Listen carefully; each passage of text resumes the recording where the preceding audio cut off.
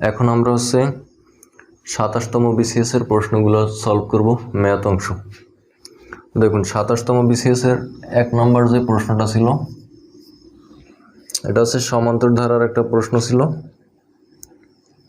বলা হচ্ছে যে 1 square plus 2 square plus 3 square plus 50 square সমান কত। তার মানে সমষ্টি চাওয়া হয়েছে, সমান কত মানে সমষ্টি চাওয়া হয়েছে। এবং এটা একটা সমান্তর ধারা, দেখুন 1 2 3 এভাবে বাড়তে বাড়তে 50 পর্যন্ত গেছে, অর্থাৎ সমান একটা ধারা ফলো করছে এবং এর উপরে প্রত্যেকটার বর্গ আছে। এজন্য আমরা সমান্তর ধারার যে সমষ্টির সূত্র সেটা অ্যাপ্লাই না করে সমান্তর ধারার বর্গের সূত্রটা অ্যাপ্লাই করব। সমান্তর ধারার বর্গের একটা সূত্র আছে, সমান্তর ধারার বর্গের সমষ্টির সূত্র।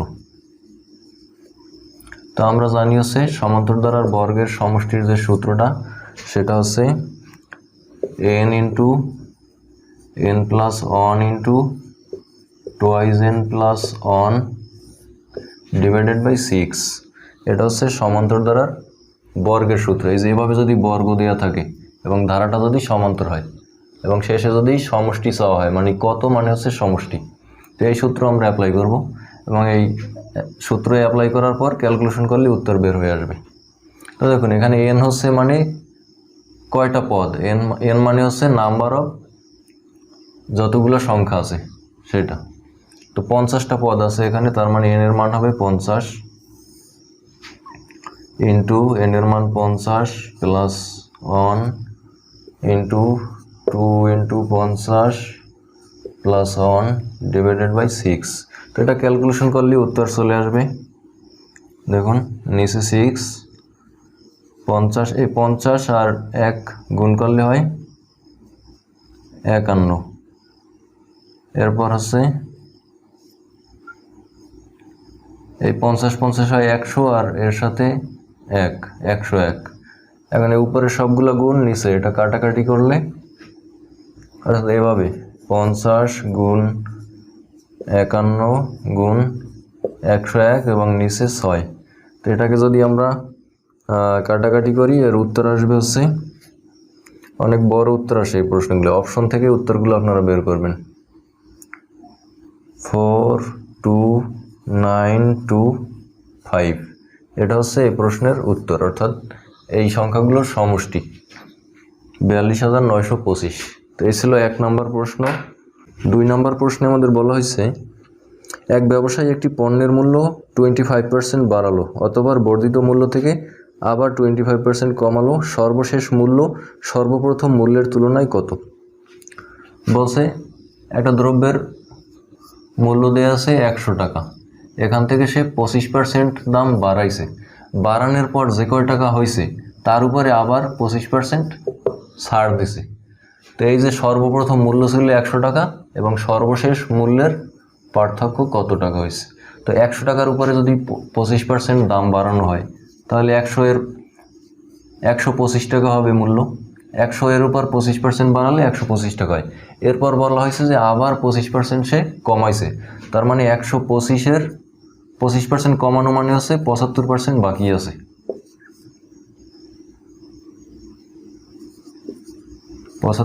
বাকি আছে 125-এর 75% মানে এই যে 125 টাকার উপর 25% ছাড় দেওয়ার পরে যে কয় টাকা আসবে সেইটার রেজাল্ট এখানে চলে আসবে। তো এটা যদি আমরা ক্যালকুলেশন করি 3 25 75, 4 25 100, এরপরে যদি আমরা আরও কাটাকাটি করি তাহলে এর উত্তর আসবে 93.75 টাকা। 93.75 টাকা। তো এটা এই যে বেসিক টাকা থেকে কত কম, 100 থেকে যদি আমরা মাইনাস করি 93.75, এই 93.75 টাকা কিন্তু আসছে এই যে সর্বশেষ 25% ছাড় দেওয়ার পর। তো আসল যে টাকা ছিল 100 টাকা এর সাথে পার্থক্য, মানে 100 টাকা থেকে কয় টাকা কমলো, 100 টাকা থেকে 6.25 টাকা কমলো। তো এই প্রশ্নের উত্তর 6.25 টাকা। 2 নম্বর প্রশ্ন গেল। এরপরে 3 নম্বর প্রশ্নটা দেখি আমরা কি বলা হয়েছে। 4 টাকায় 5টি করে কিনে 5 টাকায় 4টি করে বিক্রয় করলে শতকরা কত লাভ হবে। তো এই অঙ্কটা অনেকভাবে করা যায়, আমি সবচেয়ে সহজ নিয়মটা দেখাই দিচ্ছি আমাদের। এই ধরনের অঙ্ক যদি থাকে আমরা যেই সংখ্যাগুলো দেয়া থাকবে সেই সংখ্যাগুলো লসাগু করব। তো এখানে দেখুন আলাদা আলাদা সংখ্যা দেওয়া আছে 4 এবং 5। তো 4 এবং 5-এর লসাগু করব আমরা। 4 টাকায় 5টি করে কিনে 5 টাকায় 4টি করে বিক্রয় করে, তার মানে 4 এবং 5 আলাদা সংখ্যা। 4 5 লসাগু করলে হয় 20। তো আমরা যে কোনো একটা অ্যামাউন্ট 20 ধরবো, হয় টাকার অ্যামাউন্টটা 20 ধরবো, না হয় যে পণ্যটা ক্রয় করছে সেটা 20 ধরবো। তো আমি পণ্যটা 20 ধরি, এই 20 সমান পণ্য ধরি আমরা। তার মানে অঙ্কে কী বলা হয়েছে দেখুন, 4 টাকায় 5টি করে কিনে, তার মানে 5টি পণ্য বা যাই কিনুক 5টি কিনে কত, 5টি কিনে 4 টাকায়। অতএব একটি কিনে কয় টাকায়, একটি কিনতে টাকা কম লাগবে 4/5, 4/5। অতএব আমরা যে 20টা ধরছি বেসিক, 20টা পণ্য কিনতে তার টাকা বেশি লাগবে, 4 বছর করি, তার মানে 16 টাকা লাগবে তার 20টা পণ্য ক্রয় করতে। এখন দেখি এই 20টা পণ্য সে কয় টাকায় বিক্রয় করে।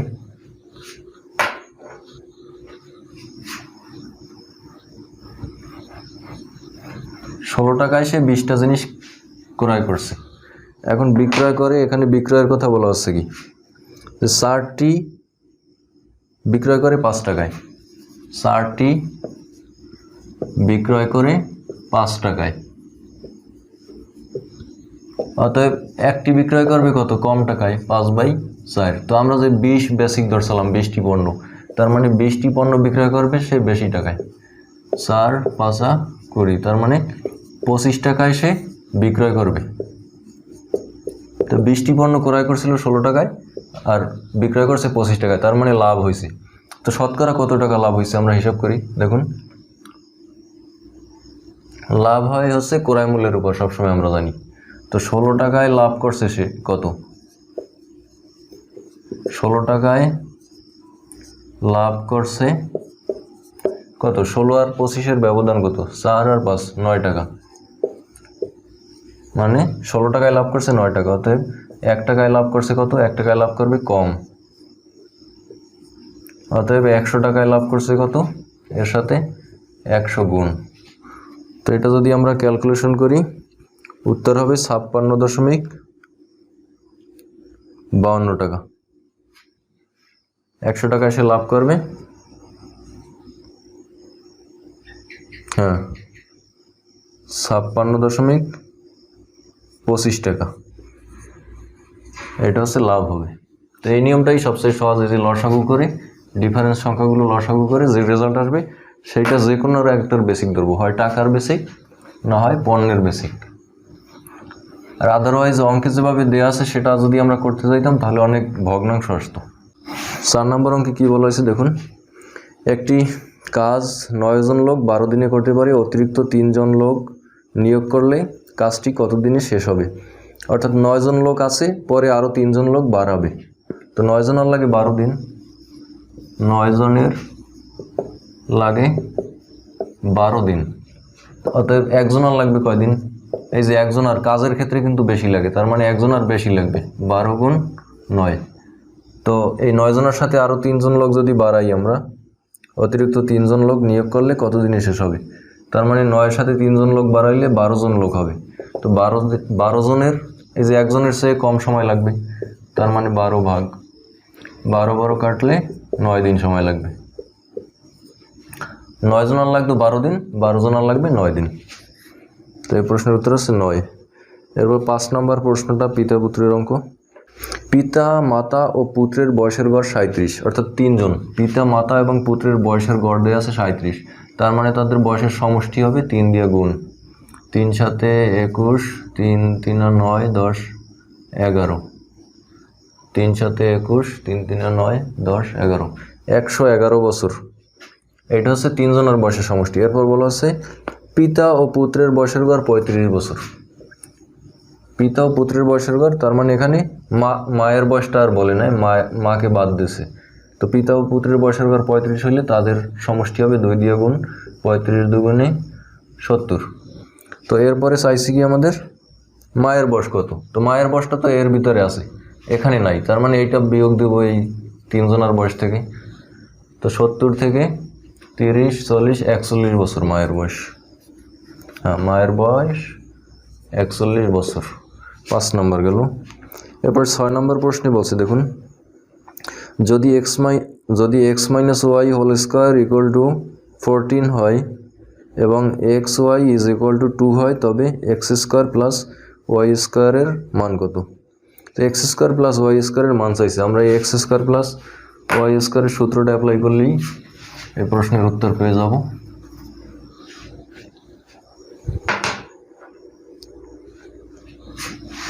এটা হচ্ছে 6 নম্বর অঙ্ক। এক্স স্কোয়ার প্লাস ওয়াই স্কোয়ারের মান চাইছে। তো এটার সূত্র আমরা জানি, এ স্কোয়ার প্লাস বি স্কোয়ারের সূত্র। এ স্কোয়ার প্লাস বি স্কোয়ারের সূত্র হচ্ছে কি, A minus B whole square plus twice A B. তো আমাদের মান দেয়া আছে কি, এক্স মাইনাস ওয়াই এর মান দেয়া আছে, এক্স মাইনাস ওয়াই হোল স্কোয়ারের মানই দেয়া আছে 14 প্লাস 2 এক্স ওয়াই এর মান দেয়া আছে 2। 14 প্লাস 2 গুণ করলে হয় 4, তার মানে 18। এই প্রশ্নের উত্তর হচ্ছে 18। বৃত্তের ব্যাস 3 গুণ বৃদ্ধি করলে ক্ষেত্রফল কত গুণ বৃদ্ধি পাবে? তো এটা মুখস্থ। 3 গুণ বৃদ্ধি করলে ক্ষেত্রফল 9 গুণ বৃদ্ধি পায়, অর্থাৎ 3-এর উপর স্কোয়ার দিলে হয়। তো একটা বৃত্ত বলা হয়েছে, এই বৃত্তের যে ব্যাস আছে, এই ব্যাসটাকে 3 গুণ বাড়ালাম আমরা, এই 1 গুণ বাড়ালাম, এরপর এই আরও 1 গুণ বাড়ালাম। তো এখন একটা বড় বৃত্ত হবে। তো বলা হচ্ছে এই বৃত্তের ক্ষেত্রফল কত গুণ বাড়লো। তো আপনারা ডিটেলস করেও বের করতে পারেন। আর যে যত গুণের কথা বলা হবে, 3 গুণ বলছে, 3-এর উপর স্কোয়ার, তার মানে 9 গুণ বৃদ্ধি পাইছে। এটা হচ্ছে সহজ। বৃত্তের ব্যাস 3 গুণ বাড়লে ক্ষেত্রফল 9 গুণ বৃদ্ধি পায়। তো এটা গেল 7 নম্বর প্রশ্ন। এরপর 8 নম্বরে কি বলছে, 60 থেকে 80 এর মধ্যবর্তী বৃহত্তম ও ক্ষুদ্রতম মৌলিক সংখ্যার অন্তর্গত। আবার দেখুন, সেই যে 60 থেকে 80 এর মধ্যে, এই যে মধ্যে কথার মানে হচ্ছে 60 এবং 80 বাদ যাবে, এর ভিতরের গুলো। তো এর ভিতরে সবচেয়ে বড় মৌলিক সংখ্যা হচ্ছে 80, এর চেয়ে যেটা ছোট 79, আর সবচেয়ে ছোট মৌলিক সংখ্যা হচ্ছে 61। তো এই দুইটার বিয়োগফল কত? 61 আর 79 এর বিয়োগফল হচ্ছে 18। তো এই প্রশ্নের উত্তর হচ্ছে 18। এরপরে 9 নম্বর অঙ্কে বলা হচ্ছে, একটি 9 নম্বর অঙ্ক, একটি সমদ্বিবাহু সমকোণী ত্রিভুজের অতিভুজের দৈর্ঘ্য 12 সেন্টিমিটার হলে ত্রিভুজটির ক্ষেত্রফল কত বর্গ সেন্টিমিটার?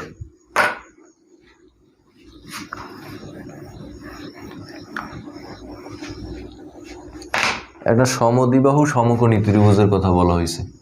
তার মানে সমদ্বিবাহু সমকোণী ত্রিভুজটা এরকম, এই বাহু দুইটা সমান আর এটা হচ্ছে সমকোণ। তো বলছে যে অতিভুজের দৈর্ঘ্য 12 সেন্টিমিটার হলে ত্রিভুজটির ক্ষেত্রফল কত বর্গ সেন্টিমিটার? এই ত্রিভুজের ক্ষেত্রফল চাইছে। তো আমরা এই যে ভূমি এ ধরে নিই এবং লম্ব এ ধরে নিই, যেহেতু মান দেওয়া নেই। তো এখন দেখুন, সমকোণী ত্রিভুজের যে সূত্রটা, অতিভুজ স্কোয়ার ইজ ইকুয়াল টু লম্ব স্কোয়ার প্লাস ভূমি স্কোয়ার। তো এই সূত্রে যদি আমরা ফালাই, অতিভুজ দেওয়া আছে কত, 12 স্কোয়ার, লম্ব দেওয়া আছে এ স্কোয়ার প্লাস ভূমি দেওয়া আছে এ স্কোয়ার। 12 বর্গ করলে হয় 144, এ স্কোয়ার মানে টোয়াইস এ স্কোয়ার। অতএব এ স্কোয়ার সমান, এটা যদি এই পাশে নিয়ে যাই 144, নিচে যায় 2, কাটাকাটি করলে হয়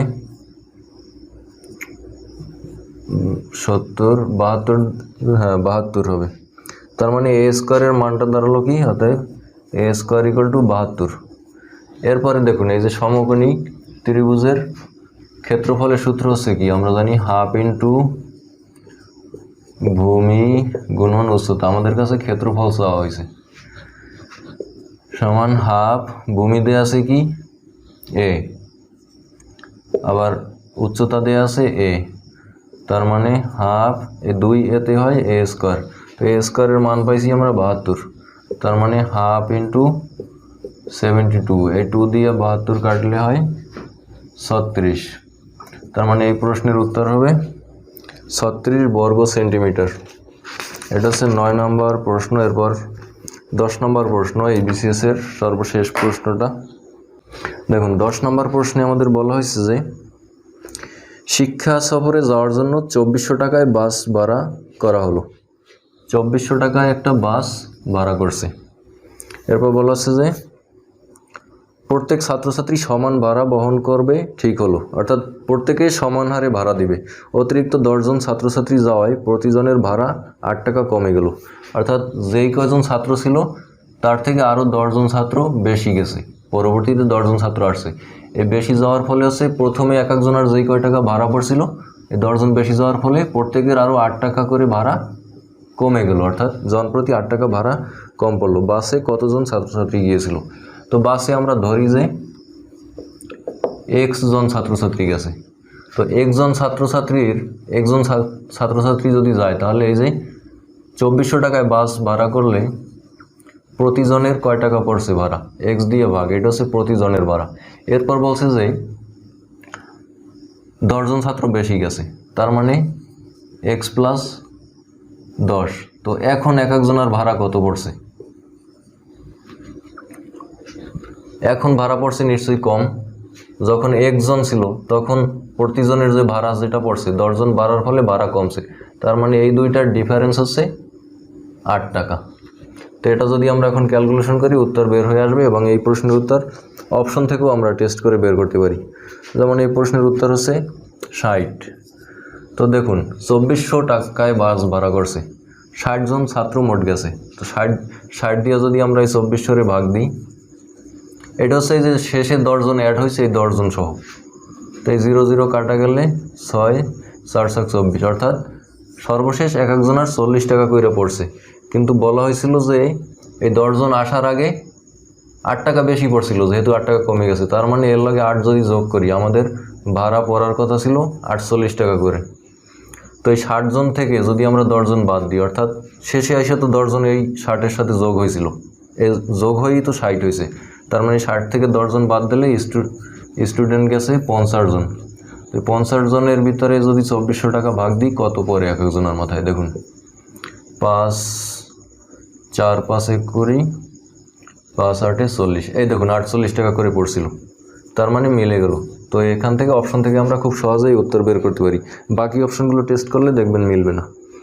তো 27তম বিসিএস এর অঙ্ক এই কয়টাই ছিল। তো আপনারা যদি আমাদের ভিডিওগুলো আপনাদের ভালো লাগে তাহলে লাইক কমেন্টস করবেন, আমাদেরকে উৎসাহিত করবেন। আর সবগুলো ভিডিওর লিঙ্ক, অর্থাৎ এই সিরিজের ম্যাথের সবগুলো ভিডিওর লিঙ্ক প্রত্যেকটা ভিডিওর ডিসক্রিপশন বক্সে আপনারা পাবেন। তো পরবর্তী ভিডিওতে আবার দেখা হবে। ততক্ষণ পর্যন্ত সবাই ভালো থাকুন। আল্লাহ হাফেজ।